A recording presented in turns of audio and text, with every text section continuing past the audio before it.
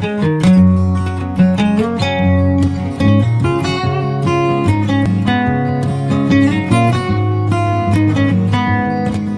back everyone. Today I want to show you how to make a very easy cold fermented focaccia.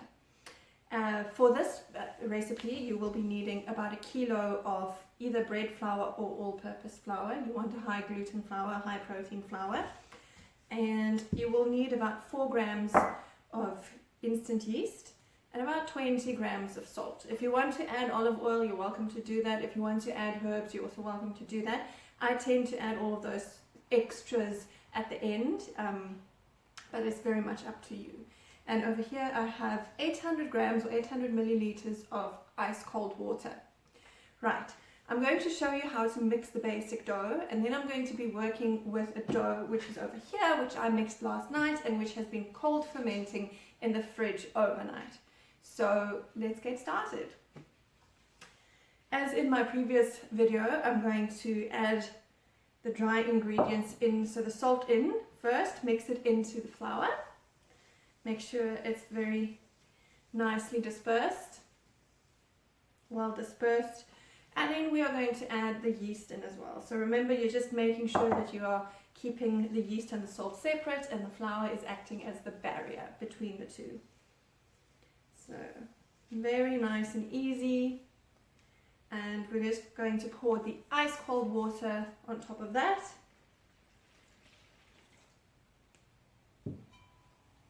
And remember to keep your fingers close together, so closed, and just stir with your hand.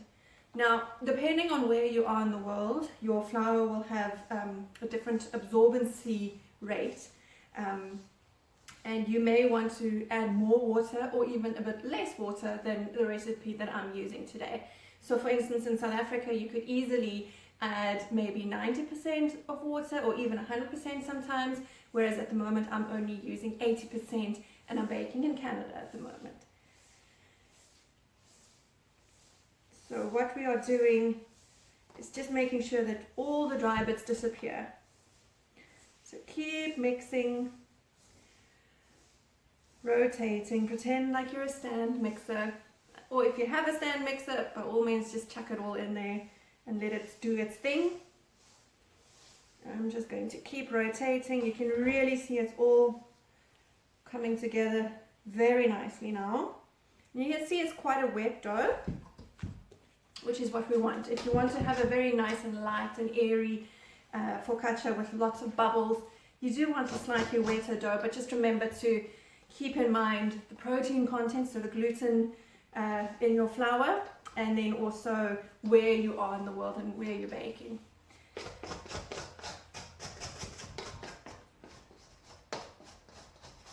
Just scraping the sides clean and scraping my fingers clean.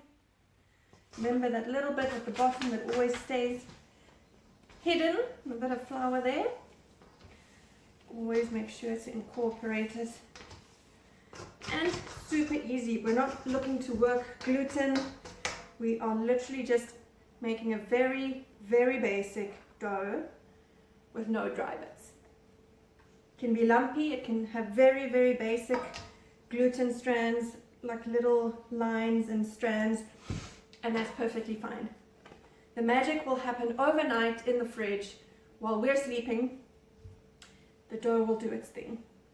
So at this point, this is ready. I can cover it and I can put it in the fridge overnight, and that's exactly what you're going to be doing.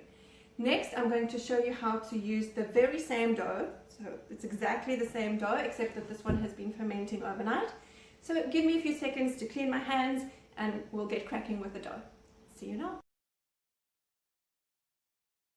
I'm going to tip it out onto my baking tray that is lined with a sheet of baking paper, and then we will slowly start to spread the dough mixture across the baking tray. So it's very cold, but it's beautifully shiny and aerated, so it's got very good fermentation going over here. And I suspect, yes, if we have a look here, you will see how beautiful these gluten strands are. So there is magical gluten development, as you can see. So let's tip this out onto the baking sheet. Just help it out. Now if it's cold, you might want to give the dough a little bit more time. So it can sometimes sit for an hour, 2 hours, even 3 hours before it's ready to be tipped out onto the baking sheet. So you want it to reach room temperature, around about there.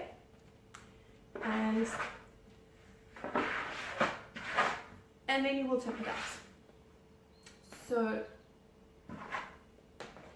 now what we want to do is to gently start spreading the dough.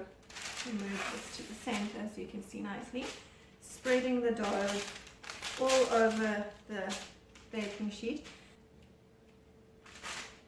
I know there are a lot of focaccia recipes that give you quite a thick focaccia, but I actually prefer the thinner one, so you can spread it across the entire surface of your baking tray. The thinner one gives you very nice sandwiches if you cut it in half and you fill it with your favorite fillings and so on. So I really prefer the thin one, but if you prefer a thicker one, you can use a smaller baking tray or baking sheet and allow for the dough to be quite high and quite thick in the tray and rise up and become bubbly. So it really depends on what you enjoy. As I said, I like a thinner focaccia, but if you like a thicker, fatter, juicier one, that's also 100% fine. It's all a matter of preference.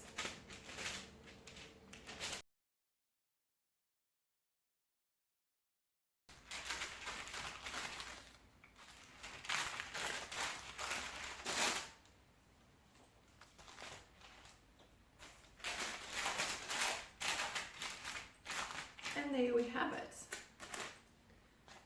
At this point, the dough is ready to sit and rise for a slightly longer time. So we're going to leave this dough now for about 40 minutes to an hour.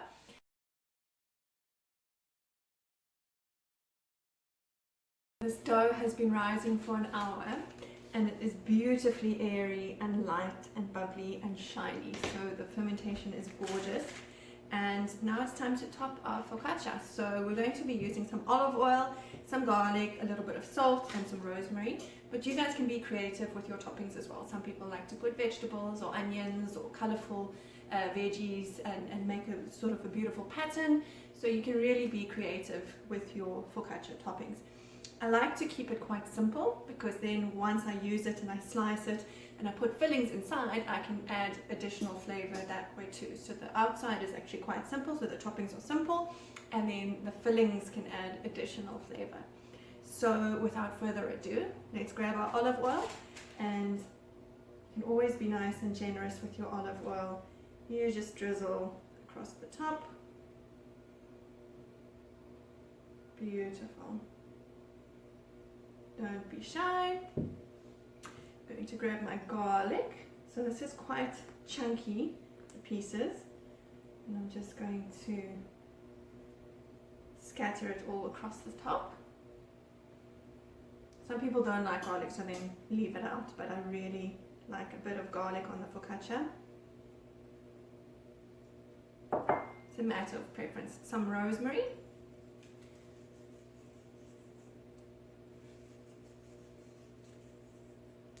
You can also use fresh rosemary. I unfortunately don't have some at the moment, but this will work just as well. It is from the garden that we just dried, so it's quite beautiful.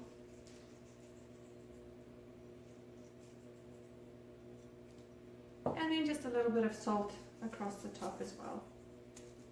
You can choose to use coarse salt if you want some extra little crunchy bits with additional salty flavor, or otherwise just a little bit of salt on top is fine.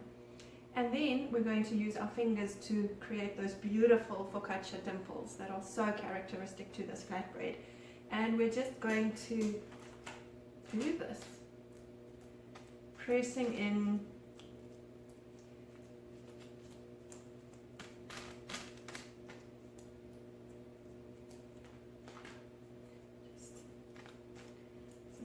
so wonderful.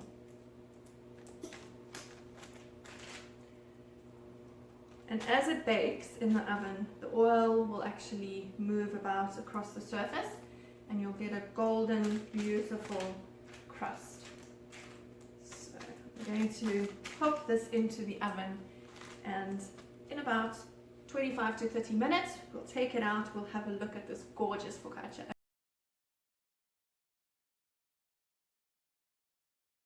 Focaccia has just come out the oven. It is beautifully hot and golden and very airy. I'm going to allow it to cool off.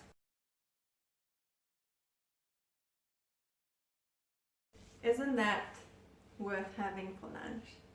Beautiful focaccia with spinach, ricotta, tomato, and a little bit of pesto. I hope you guys try this. I hope you enjoy. Do let me know your thoughts, and I hope to be hearing from you soon.